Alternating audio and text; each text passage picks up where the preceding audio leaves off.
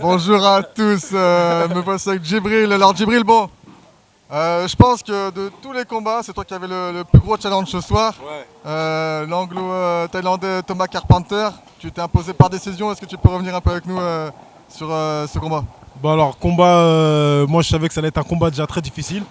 Après il a eu des petits problèmes de poids mais ça n'empêche pas que ça reste Thomas Carpenter, hein. C'est pas grave parce que voilà, on est des boxeurs, on a l'habitude de boxer avec la fatigue, avec ci, avec ça, avec du sauna, des kilos en plus, en moins. Donc je me suis pas attardé sur ça. Et même malgré ça, j'ai vu pendant le combat, c'était quelqu'un qui savait ce qu'il faisait. Francky qui l'empêche de boxer, comme d'habitude il est relou. Et moi, sur quoi je me suis dit en tout cas, faut pas que je me laisse, que je sois trop en confiance en me disant ouais il est fatigué, je vais vas-y, non, parce que c'est un mec, c'est un contreur, c'est un vicieux, et voilà. Donc moi je me suis dit, peut-être sur la vivacité de quelque chose, je vais le surprendre. Donc j'ai mis un petit coup de pied virgule là que j'ai inventé là. Il a pas vu venir, il est tombé, j'ai cru qu'il allait tomber KO, il s'est relevé à 7. Et puis après voilà quoi, même lui après un moment, arrivé, enfin je crois deuxième round et demi ou troisième, il a commencé à lâcher l'affaire, se dire bon vas-y c'est bon c'est cuit. C'est toi qui as gagné, mais il y aura une prochaine fois. C'est ce qu'il m'a dit en tout cas. Alors du coup, tu dis, parce que moi je suis pas arrivé à nommer ce coup de pied, hein. C'est vrai qu'il était magnifique, il était sorti de nulle part, difficile de s'y atteindre. C'est un coup de pied fait exprès ça? Ouais, c'est un coup de pied que moi j'ai travaillé. Je l'avais sorti la première fois au Bellator.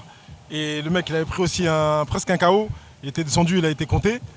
Et à chaque fois que je le ressors, soit il passe juste, soit il touche. Et quand il touche, bah, tu sais, comme ça, un coup de pied bizarre, tu vois pas tu vois un low kick et là, il y a un kick qui arrive en revers. Tu te demandes ce qui se passe et en général, ça tombe, quoi. Alors du coup là c'est comment il s'appelle Thomas, c'est un spécialiste du Muay. À la différence de toi, tu étais plus K1. Comment ça se fait que tu as accepté dans sa discipline alors que c'est un sacré nom à ton palmarès du coup? Bah moi, à la base, c'est Mouais. À la base, je suis Mouais. Après, tu sais, un moment, comme je voulais faire beaucoup de combats, voilà, je prenais tout ce qu'il y avait. Il y avait plus d'opportunités en K1, où je suis parti au Bellator, où je suis parti voilà, dans les grosses organisations comme ça. Il y a plus d'opportunités, donc à un moment, on m'a assimilé au K1. Mais à la base, moi, je suis plus Mouais. C'est vraiment ma discipline de prédilection. Et voilà, il manque encore plein de combats en Mouais pour bien retrouver mes automatismes et tout ça. Mais voilà, sinon, c'est sa discipline, c'est aussi la mienne. Et je pense que Doudou, son entraîneur qui l'a ramené, il a dû lui dire à la base, c'est un mec du Muay Thai. Parce qu'on devait se rencontrer déjà au Max Muay Thai en 2000, il y a 4 ans en arrière. Moi, j'ai pas pu parce qu'il y a la naissance de mon fils. Mais voilà, il savait qu'en Muay Thai, on devait se rencontrer une fois. Là, c'est la deuxième fois. Et puis, il y aura une troisième fois, quoi. Bon, grosse victoire, hein. En plus, il y avait beaucoup de monde. J'imagine que bon, tu es content un peu de finir sur une belle note comme ça devant autant de monde.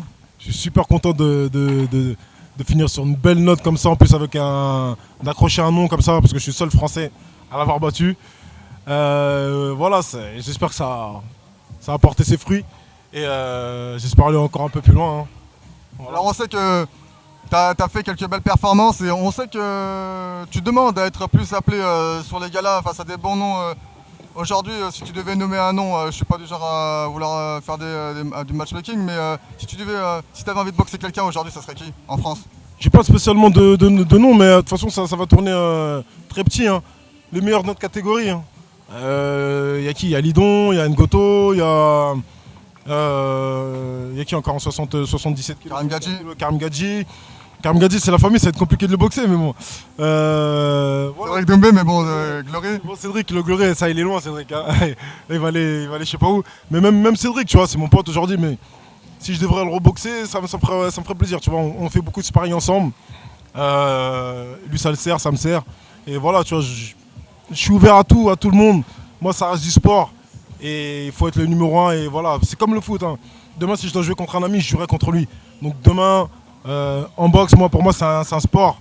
Avec tout son respect qu'on lui doit. C'est un sport pour être le meilleur, voilà, pas pour se dire bah, lui c'est mon copain, lui c'est mon copain, lui c'est mon copain, on peut plus boxer après. Donc ça enlève des challenges franco-français alors qu'il y a plein de choses à faire encore. Mais bon, moi je suis preneur. Moi. Du coup, est-ce que tu as un rendez-vous de prévu déjà? Prochain rendez-vous le 4 avril au FK1, ce sera à Levallois. Et je boxe Massimo Suarez. Donc voilà, lui c'est spécial K1 lui. Bah, là ce sera un K1. Mais je vais me mettre en mode genou, mouette. Ah, il sera obligé de manger ça, hein. Ok, merci Djibril, hein, félicitations et puis bah À bientôt, au plaisir. Merci, suivez Boxmax, toujours là à fond. Djibril, le Grizzly. Ciao.